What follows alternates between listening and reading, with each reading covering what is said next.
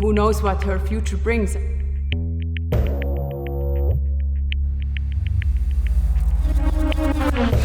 She might be the toughest woman in the entire field. Loves to be that underdog. And she is absolutely lethal. She just continues to impress. Has had just an incredible season, no question about it. As Kat Matthews from the Europe team will cross the line. She puts a lot of effort in. She's definitely a fierce competitor. About to see the first sub-8 time from any woman in history. She's fast. I would say she's a threat. She's just getting started. Come across the line in an incredible sub-8 time, 7:31.57. Kat Matthews has made history. Kat Matthews will send a message to everyone in long distance and to the world that it is possible to defy the impossible.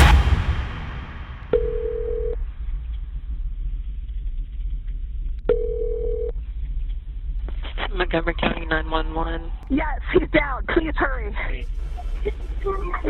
Caller, are you there? Hello? Ma'am.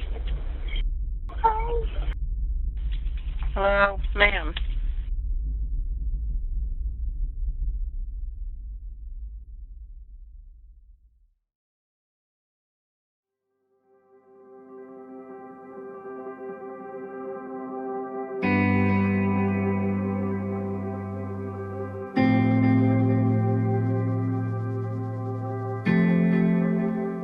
I was a really active kid at school. Like I did loads of team sports, played hockey every weekend.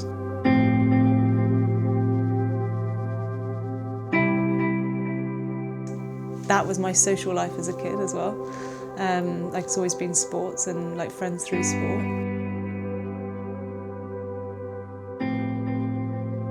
And then I took a gap year, went travelling. I went to Australia and New Zealand and ate a load of food and drank a lot of water and came back and realised that I needed to get a grip of myself. Sort my health out a little bit before I went to university, where I had planned to study physiotherapy. I would like a road bike at university to get around, so that was my introduction into cycling. Was then I had a bike at uni where I think we bought it from the bike shop for like 200 quid or something. Out the other side of uni I worked, and then it was after that I joined the army as a physio. And that's where my first job was at Headley Court, which is like a big rehab centre, where there was a swimming pool, loads of fitness, like suites, and again I was just like, okay, like now I'm in somewhere settled, really cool job, like dream job. Now what else can I do? And I think I'm always searching for like, okay, what's next, and getting onto the watt bikes and doing some swimming was a thing that I was like, this is cool, and I can go and try a triathlon. That's where I started triathlon, and I just rocked up and gave it a go, and I was still on this bike that I'd bought for like 200 quid from the bike shop. I sort of have come through the entire sport, like at all the distances. I'd only ever done a standard distance at that point.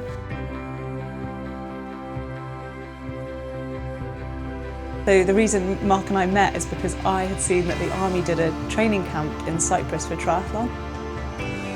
One of the reasons why I started doing triathlon was I thought, oh sweet, I can get 2 weeks out of work to go and do a training camp in Cyprus.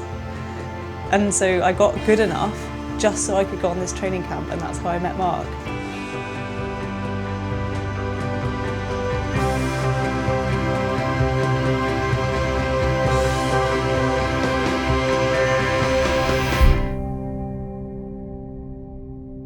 And we first met, I was asking for phone numbers at the airport to make a WhatsApp group. And apparently I walked up to her and said, what's your number? And she gave me her number, I just walked off and didn't say anything else.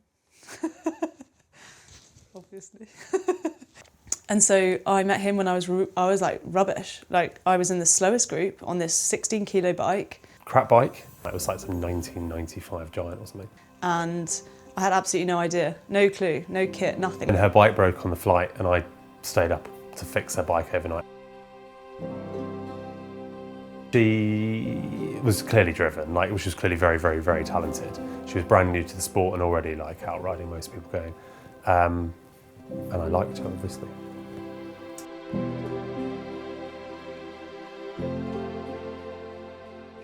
Thoughtful, intelligent. She really, those two things go together really well, in that she thinks about everything she's doing. Driven, obviously. Being very bright and knowing what you want together, you can be balanced and successful.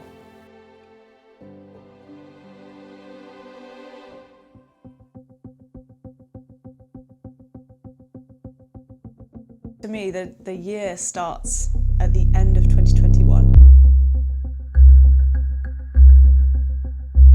I had a really good block of training.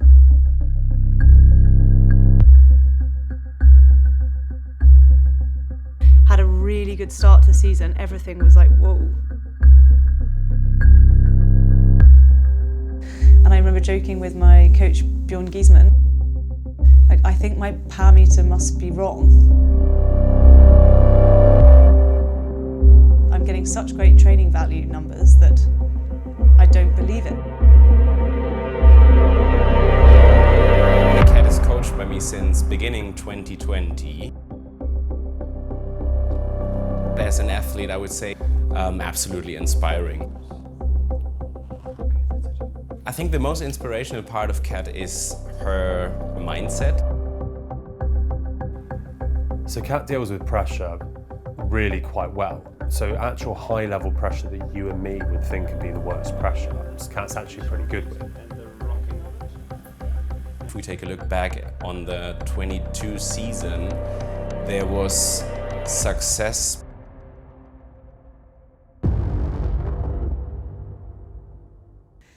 It was a great year.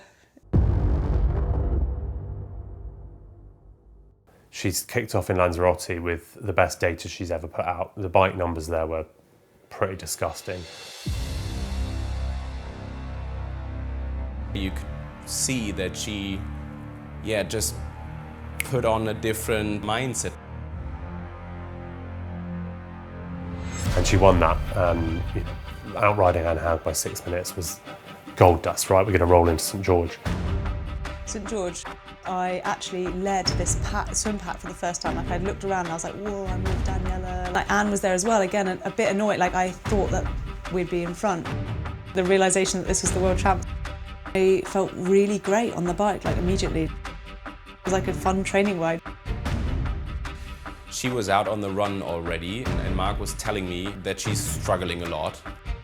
My glute had started hurting. It had started hurting so bad that I was actually worried that I wouldn't be able to run, it was damaging hurting. She was struggling and it looked like Annie Haug's gonna make the move up to second place. I said to Mark, I'm not doing so well.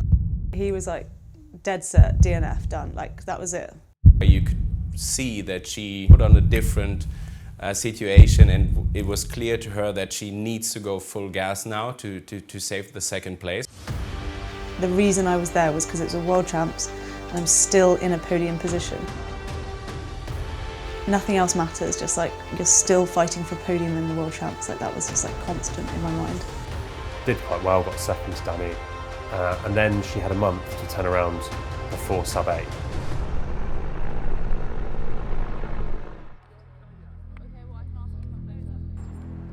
I think Kat Matthews loves to be that underdog. She didn't get a selection for the sub-8 hour race until the last minute when there was an injury.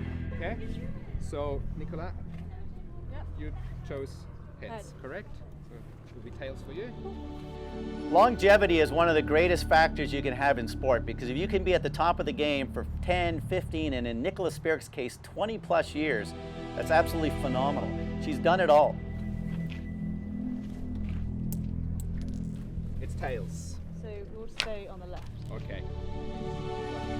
Kat Matthews is really hungry, and one of those competitive athletes, doesn't come in with big kind of bragging rights, but she gets the job done on a regular basis, and she is absolutely lethal when she gets onto the bike course. Good job.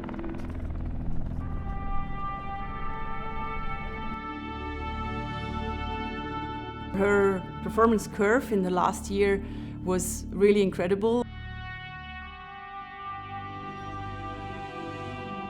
I remember saying after the race, I felt like I had a good race. I mean, in the end, I was super fit and she came pretty close that she got second. She's very motivated. Got into sub 8 knowing it was 4 weeks after St George.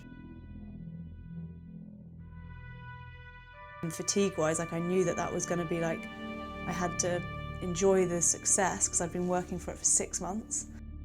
Do not go anywhere. You are about to see the first sub-8 time from any woman in history. Robust, powerful, fast. And Robbie, as we look back on Kat's race, I mean, just superb. Fought off Nicola Spirig, one of her idols in the sport, and did the job. Then she goes there and wins the entire thing with the fastest time we've ever seen a woman go on the course. And they're ecstatic. Look at the pacing team on the corner. Here she goes. Kat Matthews will send a message to everyone in long distance and to the world that it is possible to defy the impossible and come across the line in an incredible sub-8 time, 7:31.57. Kat Matthews has made history. What a moment for the Brit.